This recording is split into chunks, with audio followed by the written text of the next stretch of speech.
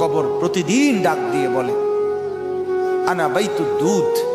প্রত্যেকের কবর প্রত্যেককে ডেকে বলে, ও আল্লাহর বান্দা, জানো আমি পোকামাকড়ের ঘর, পোকামাকড়ের ঘর। তুমি তো সেই বান্দা যে একটা মশা কানের পাশ দিয়ে উড়ে গেলে তোমার ঘুম বন্ধ হয়ে যায়, চোখ মিলে যায়। একটা মশার গুনগুন আওয়াজ সহ্য করতে পারো না। একবার কয়েল, একবার অ্যারোসোল, একবার মশারি, এরপরেও তুমি চাও যে একটা মশাও যেন আমার কানের কাছে গুনগুন না করে।